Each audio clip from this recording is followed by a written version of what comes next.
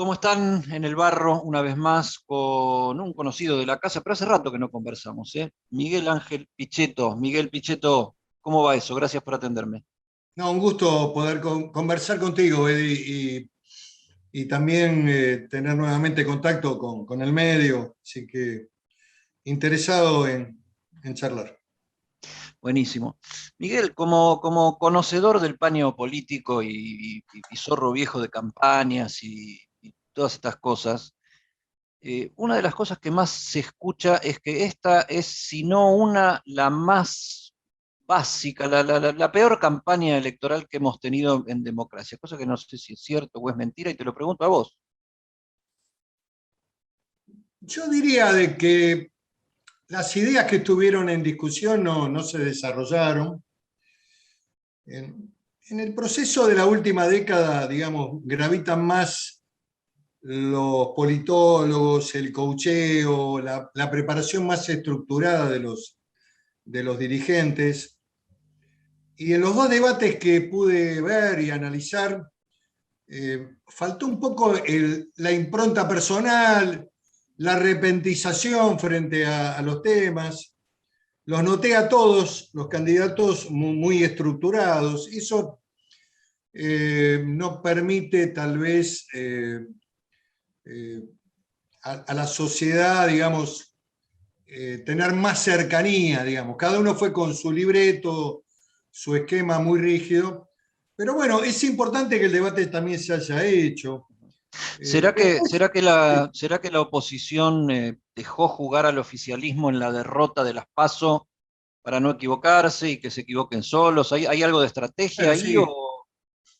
puede ser que eso también, hay una vieja frase que muchos repiten, que es de Napoleón, cuando el enemigo se equivoca, deja que consolide la maniobra. En realidad, el gobierno después de la primaria ha cometido un conjunto de errores realmente muy graves. La crisis a cielo abierto que tuvo el gobierno inmediatamente después del resultado de la primaria me parece que fue exorbitante. Creo que la podrían haber tramitado y gestionado la crisis más prudentemente, más reservadamente. En general, siempre un gobierno tiene más cuidado en no mostrarse hacia afuera con los problemas que se mostró al frente de todos en las primeras 48 horas a la derrota, ¿no? Que llevó también a un cambio de gabinete. Pero después hay otros temas que han gravitado y que me parece que van a consolidar el resultado de las primarias. Las medidas que el gobierno ha tomado han sido muy tenues. Hubo un intento de poner un hombre vinculado con el sector agropecuario, pero no le dieron las herramientas. Por ejemplo, el caso de Julián Domínguez, que es un hombre con expertise, un hombre que estuvo ya en ese cargo y que después de la 125 había hecho una tarea de acercamiento.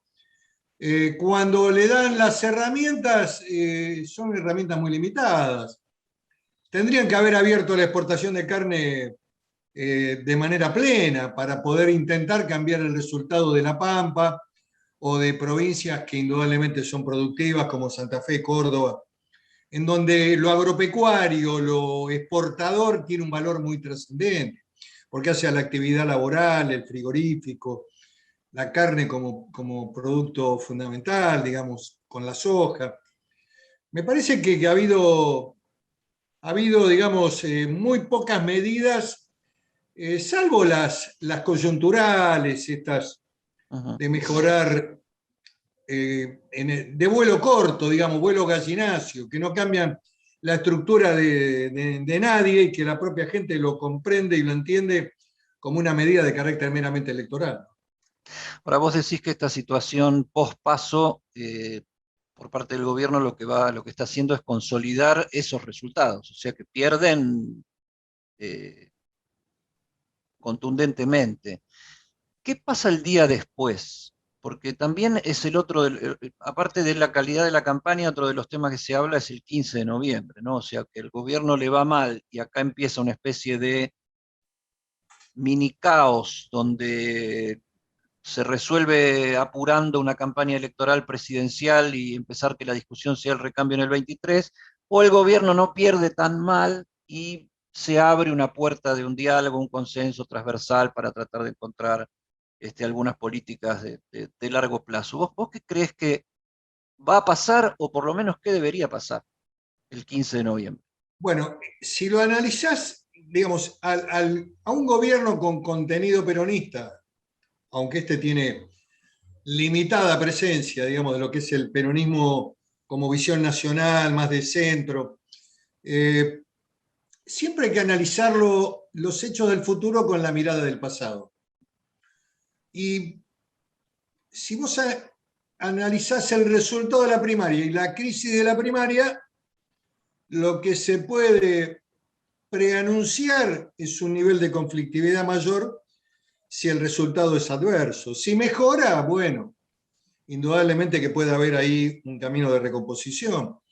Lo que me parece que el gobierno, cualquiera sea el resultado, está enfrentado, el gobierno, cuando digo el gobierno, digo el presidente Fernández, Alberto Fernández como presidente. Su liderazgo está enfrentado a desafíos realmente extraordinarios, de gestión realmente muy fundamental para el país. Tiene que abordar la construcción de un programa, de un plan, para decirle a la oposición, miren, el camino es este. Estos 2 años que tengo, voy a hacer esto. Y el debate tiene que hacerse fundamentalmente en el Congreso. ¿Por qué? Porque además se renueva el Congreso a la mitad, la Cámara de Diputados, y 1/3 del Senado. Y por lo tanto, el gobierno debe elaborar un plan. ¿Cuál sería el camino? El camino tiene que ser para reconstruir liderazgo, para reconstruir su valor de la palabra. El presidente debería plantear un plan de salida a la Argentina que aborde la temática del fondo, que aborde el problema del crecimiento, la generación de empleo. Bueno, estos son los grandes temas que, fíjate que más allá de la campaña y de la visión que vos tenés y que yo también tengo, creo que ha habido una síntesis de ideas que la mayoría de los candidatos han expresado, incluso hasta los propios beneficiarios de los planes sociales o los movimientos sociales y sus líderes han expresado que la salida es por el lado del trabajo. También el Papa Francisco lo ha dicho en la reunión de ideas. Bueno, Eso bienvenido te al iba a decir. mundo real, bienvenido. Esa visión de que salimos por el lado del esfuerzo, del trabajo, que hay que hacer cosas para eso, modernizar las normas, bajar la carga impositiva, alentar el empleo, en fin. Pero bueno, me parece que ahí hay una síntesis. Todos dicen más o menos lo mismo. Hasta el oficialismo dice lo mismo. Vos crees entonces que en base a esta agenda, la agenda del trabajo, ya hay un consenso y se va a poner sobre la mesa rápido? Bueno, yo creo que eso es la conclusión que arroja, digamos, el discurso electoral. Si vos lo escuchás a dirigentes importantes del Frente de Todos, incluso hasta la propia vicepresidente. El otro día, en la reunión con los jóvenes en la ESMA, la vicepresidenta habló significativamente del capitalismo. Me parece un concepto a remarcar que a muchos politólogos y a muchos analistas de la política en la Argentina le pasó de largo ese tema. Se les pasó por alto, sí. Pasó por alto. La confesión de fe de Cristina. Bueno, pero es un dato relevante, no es un tema de menor cuantía. Bien. Hablar y enunciar una vocación por el capitalismo. Y considerar Ahora, que ya que sacás este tema, porque vos trabajaste mucho con el kirchnerismo, mucho tiempo, los conocés a todos y particularmente a la presidenta. Eh, ¿Cuál es la verdadera presidenta? La verdadera Cristina, la que admira Cuba o la que le dice a los jóvenes, muchachos, el capitalismo. yo creo que, a ver, a veces hay un mensaje. Yo digo Hoy a la porque mañana, vos no, impulsaste la es votación de muchas válido, leyes, digamos. es válido tu pregunta y eh, en general, tanto Néstor como ella siempre tuvieron una visión ligada al mundo del trabajo y al capitalismo. Eh, en general, vos podés hacer una síntesis del primero y del segundo gobierno como un proceso también de reconstrucción del mundo del trabajo. Después, bueno, puede haber algunas visiones que algunos denuncian como capitalismo de amigos, bueno, pero eso, hay que mirar siempre el tema en los grandes lineamientos, en los grandes trazos. Hay, después de la muerte de Néstor Kirchner, algunas definiciones que se toman ya más al calor de posiciones más radicalizadas o más, ¿cómo diría? Más de ruptura.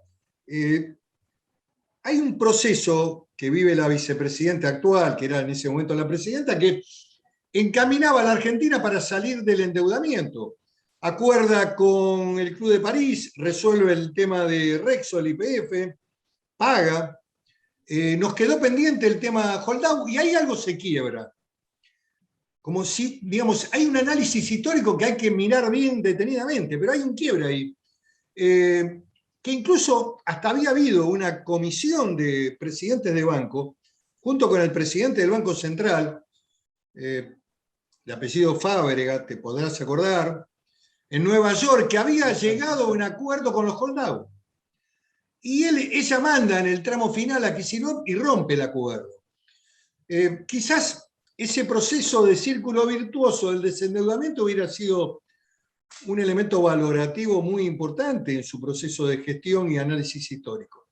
Sin embargo, Miguel, ella sí. queda atrapada con esa lógica, te termino con esto, Eddie, queda atrapada con la lógica de la fragata, las emociones, esas cosas, viste, que no le vamos a pagar al fondo porque no lo vamos a hacer con el alma del pueblo.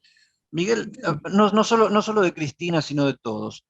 La lógica de la campaña electoral permanente no tapa un poco a el verdadero pensamiento de los dirigentes, de los candidatos, de los hombres de Estado, que están necesitados en marcar la diferencia más que en aportar marcar la diferencia con el otro más que aportar la propia. Pero fíjate que es un dato muy certero el que vos decís.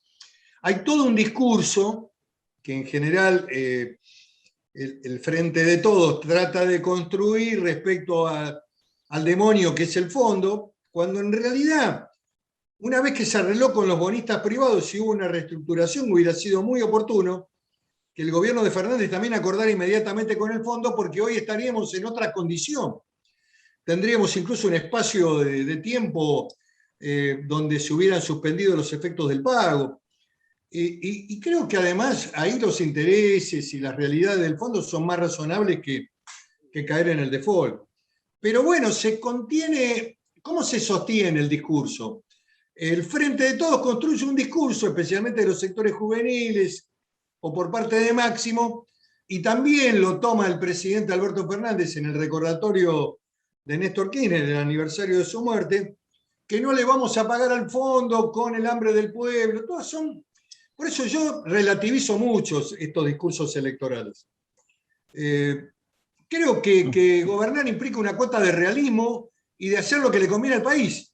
Y al país le conviene acordar, porque de lo contrario los problemas argentinos se van a amplificar de una manera impresionante y no solamente va a afectar el destino de los argentinos y del Estado argentino, y también la suerte del gobierno, sino también del sector privado, que se va a quedar sin crédito, el problema del financiamiento caro, la imposibilidad de importar y de exportar, en fin, un montón de variables que son el aislamiento y la soledad que vive Venezuela, Nicaragua o Cuba. Argentina no la tiene que tener. Argentina tiene que ir a un camino de acuerdo, tratar de hacer el mejor acuerdo, tratar de proyectar que existe un plan, que va a haber un orden fiscal y un proceso apuntando al crecimiento y al desarrollo. Me parece que este es el desafío de Alberto Fernández y tiene que reafirmar el liderazgo que se le ha fragilizado, se ha debilitado como consecuencia de la derrota, pero como consecuencia de acciones propias. Sí, es esta circunstancia la que, no sé si esto es exactamente así, la que permite que Macri aparezca hoy en Dolores como lanzándose a la presidencia otra vez. Yo La lo veo discusión más. del liderazgo en la Argentina. Lo que ocurre es que Macri siempre tuvo una centralidad, lo mismo que tuvo Cristina en el periodo de Macri. Él es presidente en la Argentina. Yo tengo una teoría, ¿no? Una visión, digamos, sobre los expresidentes, incluso una mirada más benevolente que el común de los opinadores y analistas, ¿no? ¿Por qué? Porque el drama de los expresidentes en Argentina ha sido siempre el mismo. La demanda de la sociedad argentina va por encima de las posibilidades que el Estado puede brindar.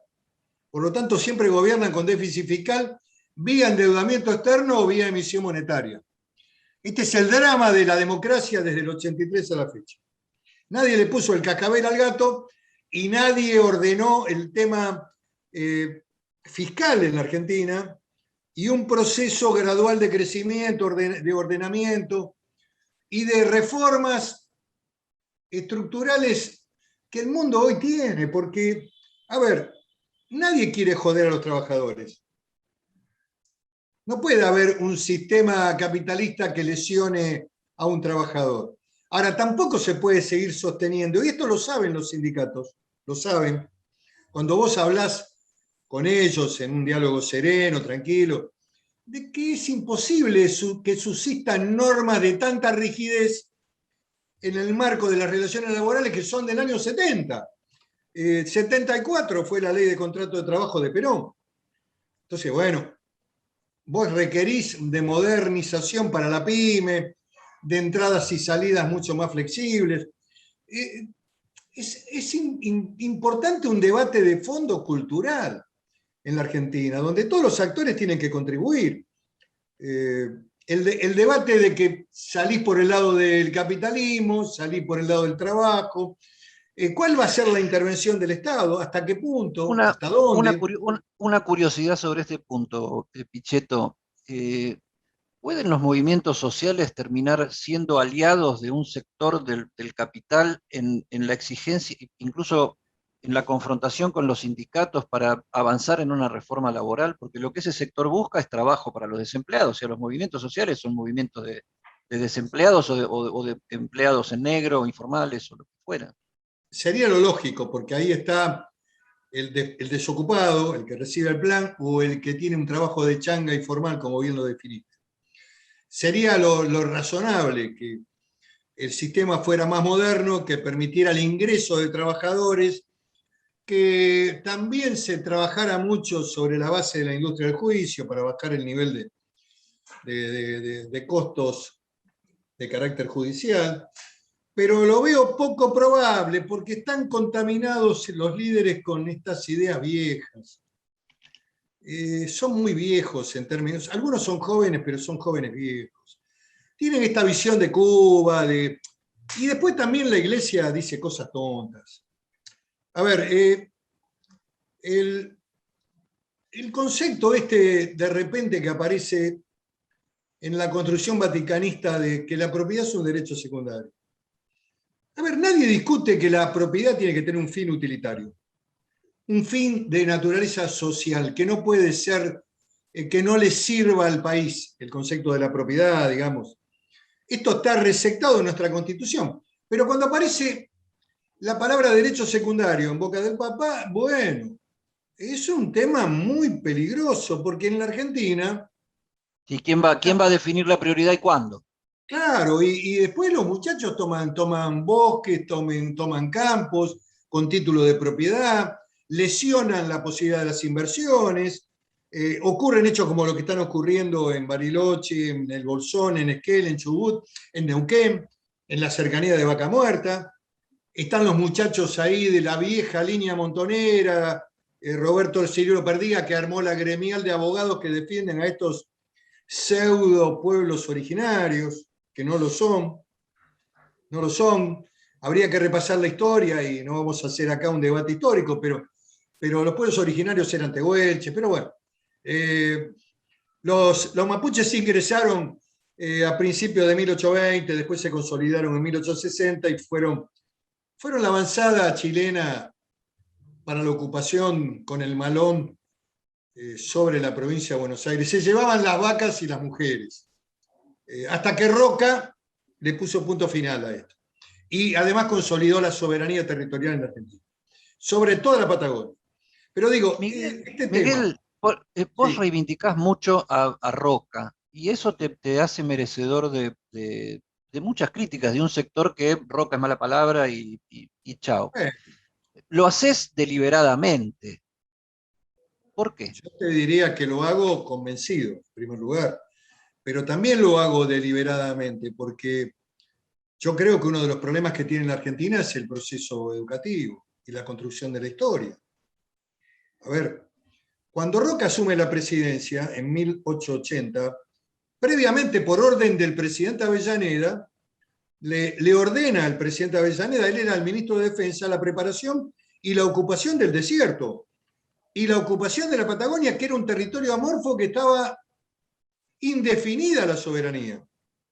Cuando termina su segundo mandato, la soberanía argentina se extiende sobre toda la Patagonia, firma un convenio con Chile en 1899, que lo consolida Chile, lo acuerda Chile, que define las grandes cumbres y el Atlántico como propiedad de la Argentina y la proyección antártica.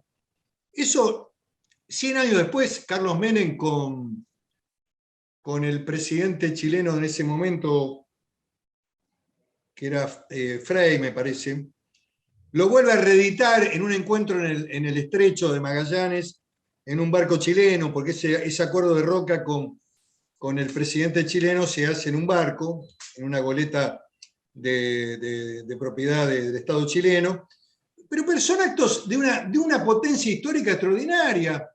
Y la incorporación a la civilización, la evangelización, digamos, decir que es un genocida, que es bueno, es la visión cultural de la izquierda argentina. Que lo negativo, lo positivo lo convierte en negativo. No, y Que pasar a separar, yo no me definiría como un roquista, pero la ley 1420 vino de ahí. O sea, Roca 1420, tuvo a Sarmiento y a Avellaneda manejando la educación, el lanzamiento del programa educativo argentino, la política de Estado más larga que tuvo la más Argentina. importante, y además la educación laica y obligatoria. Y el otro tema que hace Roca, que marca también una identidad y construye, digamos, la visión de que el Estado debe ser laico, es la separación de la iglesia de lo que significaban las tareas de registro, partida de nacimiento, de casamiento y de defunción las hace el Estado, no la iglesia. Eso le costó un traspié con el Vaticano, la ruptura de relaciones, tuvo desde el primer gobierno hasta el final del último, estuvo con las relaciones rotas con el Vaticano, porque la iglesia eh, dejaba de gravitar en grandes temas en términos de lo que es la política de Estado.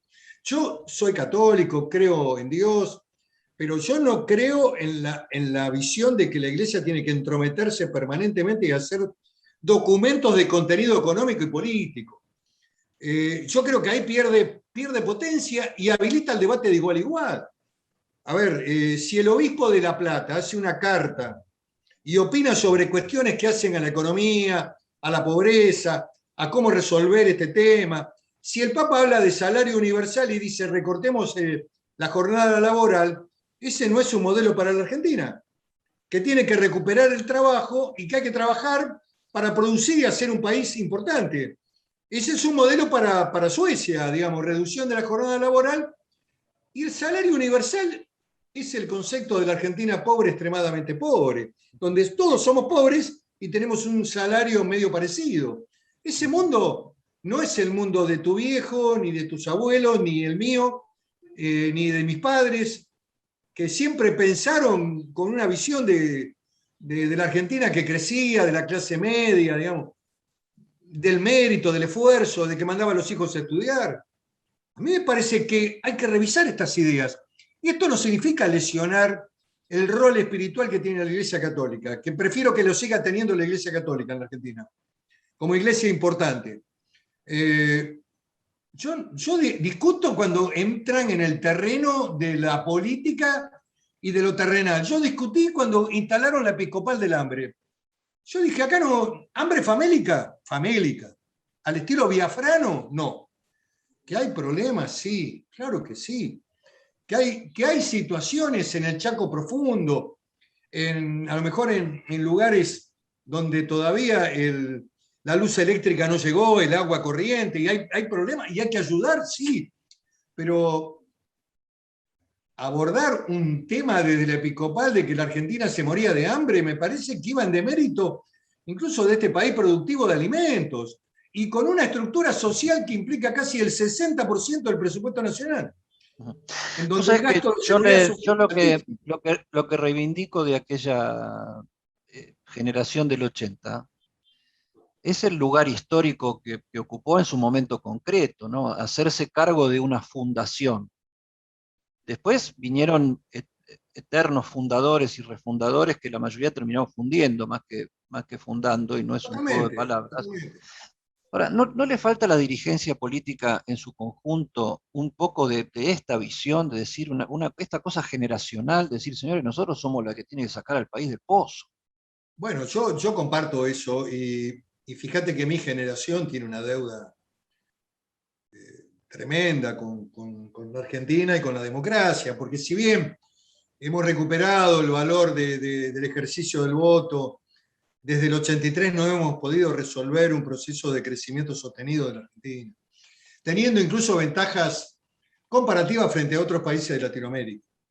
La Argentina tiene un potencial extraordinario, tiene capacidades y recursos humanos, tiene tecnología, tiene petróleo, tiene gas, minería, tiene el mar Atlántico, tiene recursos naturales, tiene la producción agropecuaria, el litio, en fin, no es un país pobre del Centroamérica, que no quiero hablar mal de ninguno, pero no, Argentina No, tiene hablamos la CONEA, estructuralmente.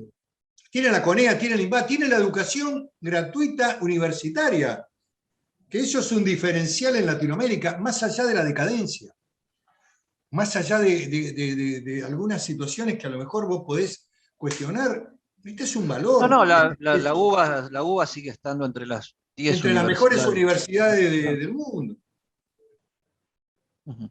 Miguel, te saco un poquito para hablar de alguien que supuestamente piensa parecido a vos, y es Javier Milei. ¿Milei es una moda porteña o es parte de un fenómeno global?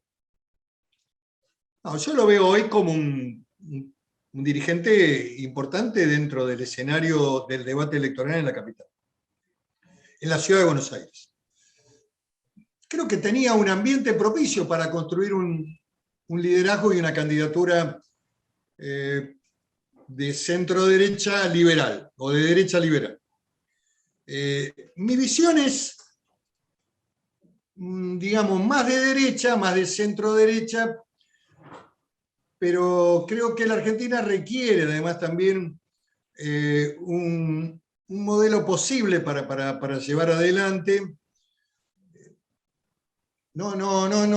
Lo que yo tengo, digamos, como diferencia con Javier, con el que tengo un buen trato y lo conozco, es esta mirada, digamos, de casta, de rechazo a la política, cuando en realidad la política es un emergente de la sociedad en que vivimos, en donde lógicamente que hay que mejorar y que hay que hacer todo, pero la salida es por la política, no es por otro lado.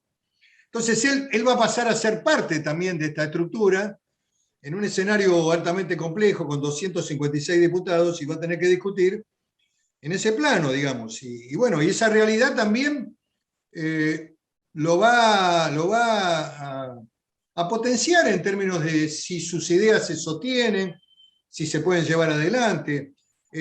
¿Sabés cómo llamo a la Cámara yo, a la Cámara de Diputados? ¿Cómo?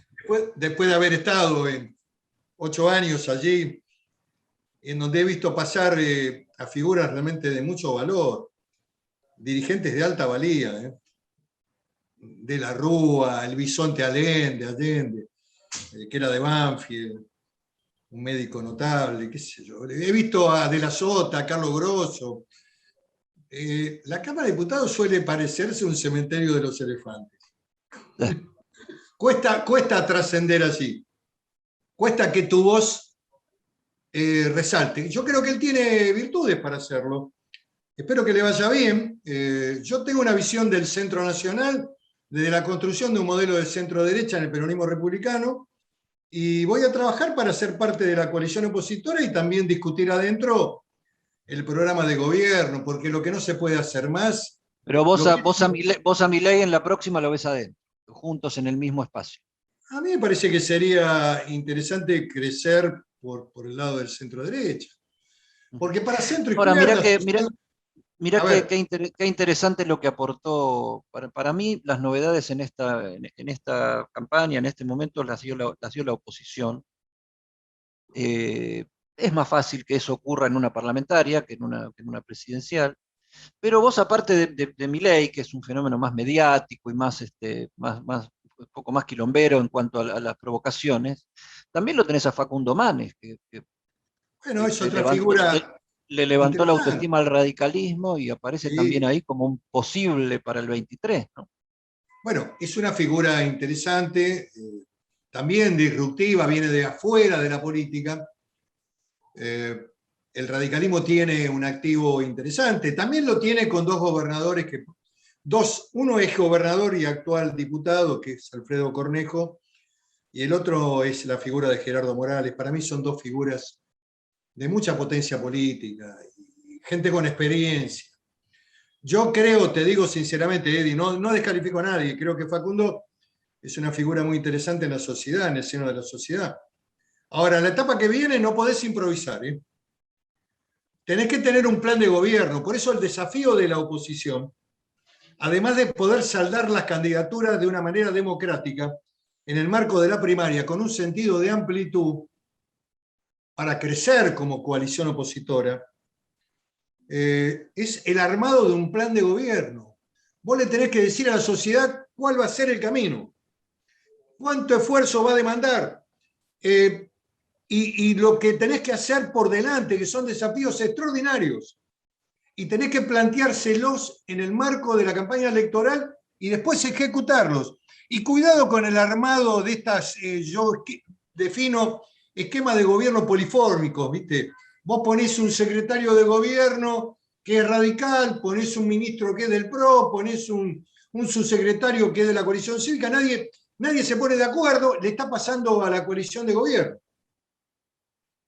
Hay un cristinista en un lugar, hay un ministro que es de Alberto, el secretario de Comercio piensa distinto que el ministro de Economía. Esto es letal.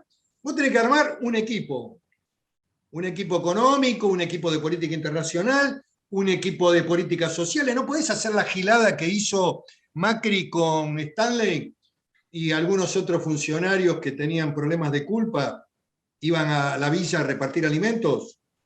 Escúchame, para gobernar no tenés que tener culpa. Es lo que no te podés dar ese lujo. La culpa es un problema, ¿viste?, que no tiene que ver con la política. Y lo que tenés que generar. Sí, sí, Eddie.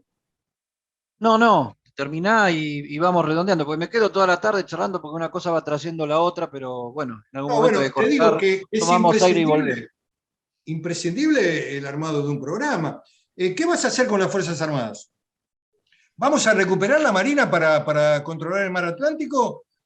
¿Qué vas a hacer con el ejército? Que un general cobra un sueldo que es el de un empleado judicial del Poder Judicial de la Nación. Un empleado, un hombre que tenga a lo mejor 20 años de trabajo en el Poder Judicial, gana más que un general de la Nación.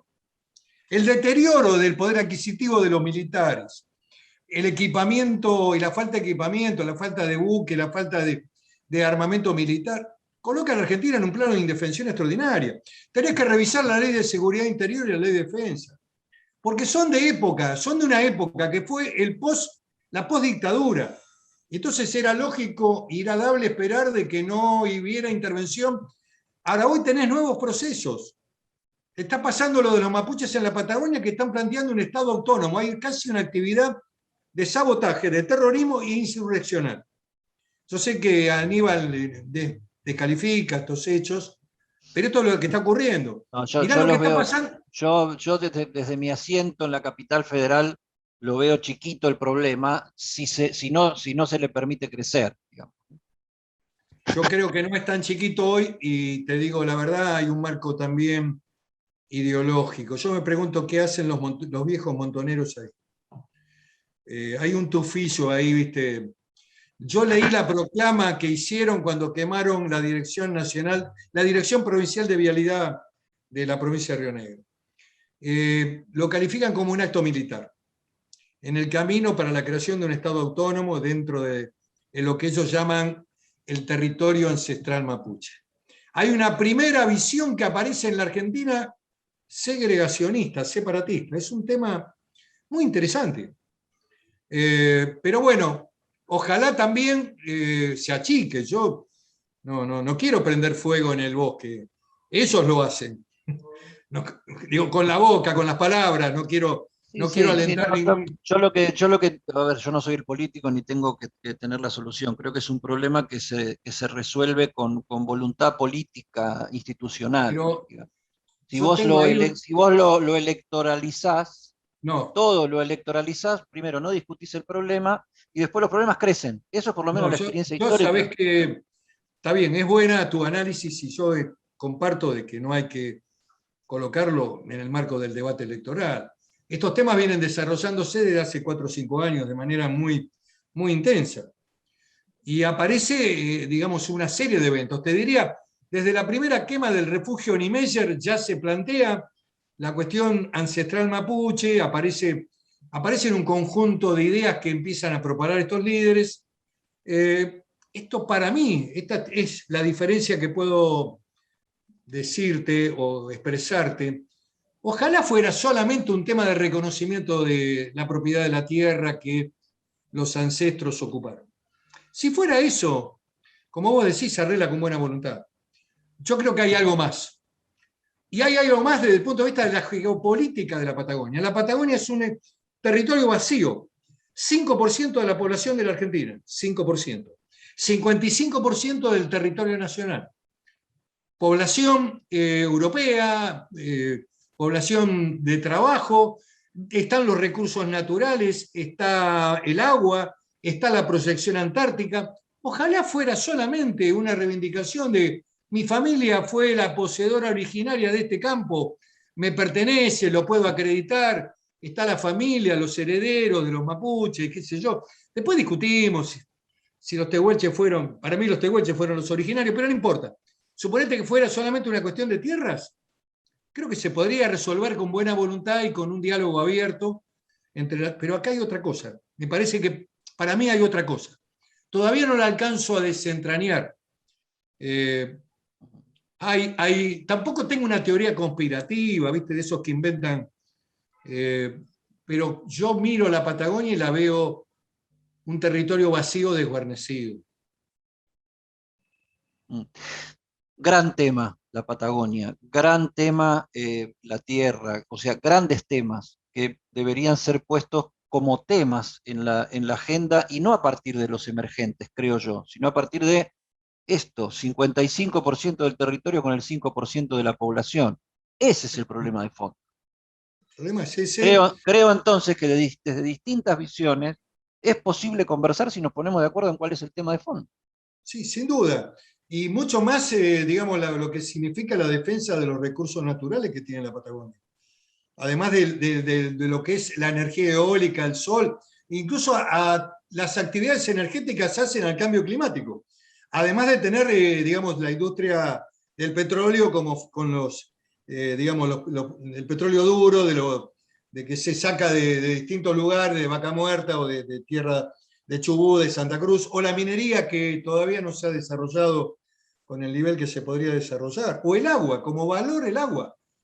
La Patagonia tiene reservas naturales de agua potable que son inmensas. Entonces, bueno, estamos hablando de un El lugar futuro. que, claro, y que la Argentina no puede perder, porque si no te quedás con la pobreza, te quedás con el conurbano y con 20 millones de habitantes. Vos tenés que lograr un proceso de políticas migratorias también de descentralización, no de rechazo a los migrantes que quieran venir a la Argentina.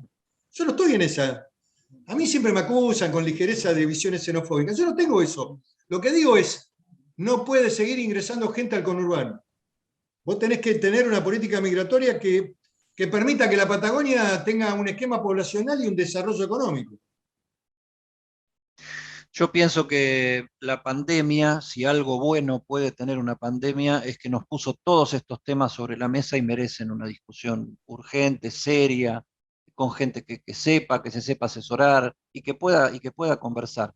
Miguel Sí, Pichetto, una vez más, un gusto enorme verte, saludarte. Bueno, gracias, Bueno, Edi. nos Y a estamos mí, encontrando en cualquier momento.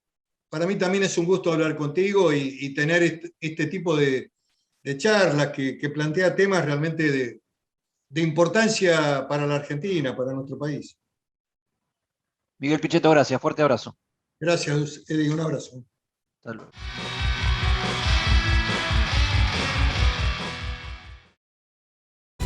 En la Ciudad Autónoma de Buenos Aires, vivir mejor es ley. Legislatura de la Ciudad Autónoma de Buenos Aires.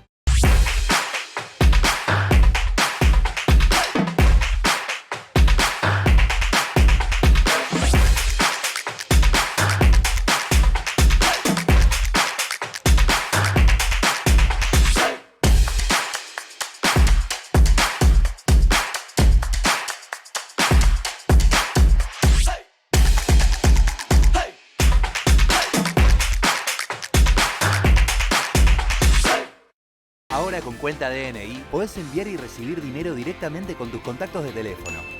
Así de simple. Cuenta DNI. Banco Provincia.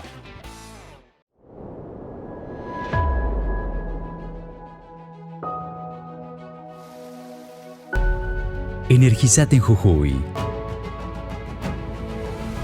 Jujuy es energía viva.